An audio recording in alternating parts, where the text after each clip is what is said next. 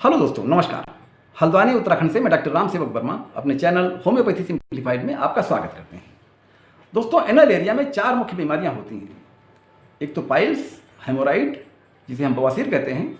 दूसरी बीमारी है एनल फिशर यानी गुदा में दरारें पड़ जाना, गुदा का चटक जाना, गुदा पे कट लग जाना।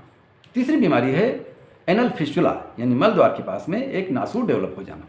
और चौथी बीमारी है एनल प्रोलैप्स यानी रेक्टम का बाहर निकलना, जिसे कांच निकलना भी कहते हैं। तो दोस्तों, आज की इस कड़ी में हम बात करते हैं पाइल्स या हेमोराइड्स के बारे में।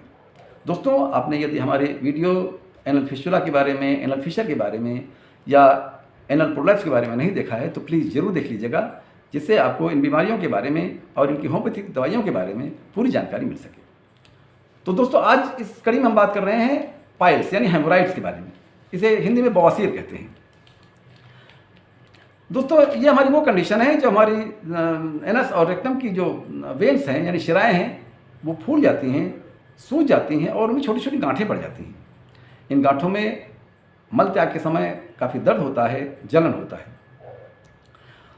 दोस्तों, हमारी जो रेक्टल वेन्स हैं, जो एनल कैनाल है, इसमें वेन्स के एक नेटवर्क होता है।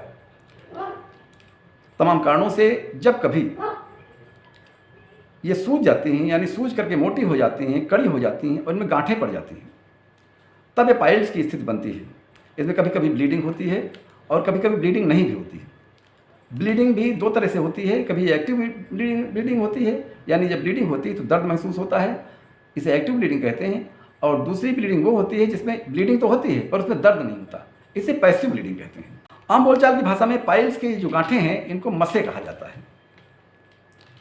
जब ये मस्से नहीं होते, ये हमारी वेन्स की ही गांठें हैं और ये वेरिकोस वेन्स की तरह हमारे रेक्टम में उभरी हुई दिखाई पड़ती हैं।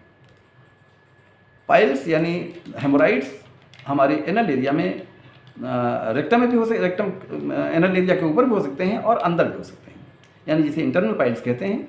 ये एनल एरिया के 2-3 सेंटीमीटर अंदर होते हैं और जो एनस पर होते हैं उन्हें एक्सटर्नल पाइल्स कहते हैं। वो ठीक एनस पर होते हैं और मल त्याग के समय काफ़ी परेशानी पैदा करते हैं। इनको हम 4 ग्रेड में बांट सकते हैं। पहला ग्रेड तो वो होता है कि ग्रेड 1 में वो पाइल्स आती हैं कि जिसमें जलन होती है, दर्द होती है और ब्लीडिंग भी होती है। ये जो एनल म्यूकोसा है इससे 2-3 सेंटीमीटर अंदर की तरफ होती है पर दिखता कुछ नहीं है। पॉटी करते समय दर्द और जलन महसूस होता है। दूसरी जो ग्रेड है उसमें जो ये गांठें हैं ये दिखाई पड़ती हैं एनएस के ऊपर। पार्टी करते हैं तो एनएस के ऊपर ये गांठें दिखाई पड़ती हैं, नीले रंग की, मोटी मोटी सी, अंगूर के गुच्छे की सी। लेकिन ये पार्टी करने के बाद में अपने आप ही अंदर चली जाती हैं। और तीसरा ग्रेड वो है कि जब ये पार्टी करते वक्त बाहर की तरफ निकल आती है और पार्टी करने के बाद में हाथ का सहारा दे करके इन्हें अंदर करना पड़ता है। इनमें भी बहुत ज़्यादा दर्द होता है और जलन होती है। इसका चौथा ग्रेड वो है जब ये अंगूर के गुच्छे की तरह बाहर निकल आती हैं, पार्टी करने से पहले ही और बाद में भी ये अंदर नहीं जाती, ये बाहर ही लटकी रहती हैं और उठना बैठना चलना फिरना बहुत दूभर करती हैं, बहुत मुश्किल में डालती हैं। दोस्तों, इसके कारणों पर बात कर लेते हैं कि इसके क्या कारण हो सकते हैं, क्यों ये होता है। तो इसका पहला कारण तो जेनेटिक फैक्टर ही है। यदि हमारे माता पिता को पाइल्स की परेशानी थी तो ये बहुत संभव है कि हमें भी परेशानी हो सकती है। एज भी इसका बड़ा अच्छा फैक्टर है। यानी 45 साल के बाद में जब हमारे लिगामेंट्स और वेन्स की ताकत कम हो जाती है, थोड़ा शिथिल हो जाते हैं, तब भी ये स्थिति बनती है। ज़्यादा जोर लगाने पर ये गांठें पड़ने लगती हैं और हमारी जो वेन्स हैं ये फूलने लगती हैं।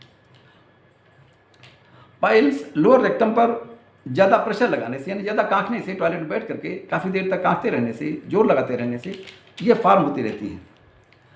लंबे समय से हो रही कब्ज या दस्त के कारण भी पाइल्स की समस्या बनती है। मोटापे में अक्सर ये स्थिति देखी जाती है। इसमें भी प्रेशर काफ़ी ज़्यादा रहता है पेट के ऊपर, तो ये मस्से बनने लगते हैं, जोर ज़्यादा लगाना पड़ता है और जब जोर ज़्यादा लगाना पड़ता है तभी ये पाइल्स की समस्या बननी शुरू होती है। प्रेगनेंसी में सामान्यतः ये पूरे समय बनी ही रहती है। फैट रिच डाइट ज़्यादा लेने से, तला भुना चटपटा खाने से ये परेशानी पैदा होती है। या यूँ कह लीजिए जो लोग लो फाइबर डाइट लेते हैं यानी जिनमें हरी पत्तेदार सब्जियाँ कम होती हैं, फल कम होते हैं, उनको ये परेशानी ज़्यादा होती है। और लगातार हैवी लिफ्टिंग करने वालों को भी ये परेशानी देखी जाती है। इसमें यदि ये पाइल्स होते हैं तो क्या क्या लक्षण दिखाई पड़ते हैं, आइए दोस्तों ज़रा समझ लेते हैं। पाइल्स वाले व्यक्ति को एनल कैनाल में एक लंप सा महसूस होगा। ऐसा लगेगा उसकी एनस में कुछ लकड़ियाँ, सूखी लकड़ियाँ सी भरी हुई हैं, या यूँ कह लीजिए कि उसमें कांच के छोटे छोटे टुकड़े एनल एरिया के अंदर भरे हुए हैं। वो जिधर भी आदमी हिलता है उधर को वो चुभते हैं। पाइल्स वाले व्यक्ति को स्टूल पास करते समय अनफिनिश्ड सेंसेशन होगा, यानी कि उसका इनइफेक्चुअल डिजायर होगी। उसे लगेगा कि भी पूरी तरह से स्टूल हुआ नहीं है। एनल एरिया में खुजली हो सकती है, जलन हो सकता है, दर्द हो सकता है। स्टूल के समय कटिंग पेन का एहसास होगा और इसमें ब्लीडिंग हो सकती है। एनस के आसपास सूजन महसूस हो सकती है, इसमें ब्लीडिंग होगी और ये लगातार डिस्कम्फर्ट महसूस होता रहेगा। आदमी का उठना बैठना मुश्किल रहेगा। यदि पाइल्स का इलाज लंबे समय तक न कराया जाए तो इसमें क्या कॉम्प्लिकेशन आते हैं। ये बहुत पुराना हो जाए तो इसमें एक्सेसिव ब्लीडिंग के कारण एनीमिया हो सकता है, एनल एरिया में इन्फेक्शन हो सकता है, अनकंट्रोलेबल स्टूल यानी इनवॉलंटरी स्टूल हो सकता है, यानी स्टूल पर कंट्रोल नहीं रहेगा, स्टूल अपने आप निकलता रहेगा। स्ट्रैंगुलेटेड हेमोराइड्स यानी एनल यानी रेक्टल एरिया में जो वेन्स हैं उनमें ब्लड सप्लाई अगर बाधित होती है तो ये भी स्थिति बहुत भयंकर दर्द पैदा करती है। एनल एरिया में फिशर फार्म हो सकता है। फिशर का हमारा दूसरा वीडियो है, इस पर जरूर देख लीजिएगा। फिशर का मतलब दरारें पड़ जाना, चटक जाना। तो एनल एरिया में फिशर फार्म हो सकता है। एनल एरिया के आसपास फिस्टुला फार्म हो सकता है। फिस्टुला का मतलब है एनस के आसपास नासूर बन जाना। फिस्टुला के बारे में भी हमारा एक वीडियो है, उसे जरूर प्लीज़ देख लीजिएगा। ये दोनों स्थितियाँ बहुत पेनफुल हैं। इनमें उठना बैठना बहुत मुश्किल होता है और बहुत तकलीफ होती है। इसमें काफ़ी हद तक अगर एहतियात रखी जाए तो बचा जा सकता है परेशानी से।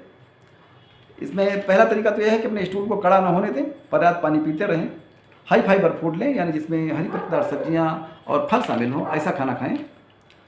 नॉन वेज, चाय, कॉफ़ी बिल्कुल बंद कर दें, अवॉइड करें। टॉयलेट में बहुत देर तक न बैठें और न ही ज़्यादा जोर लगाएं।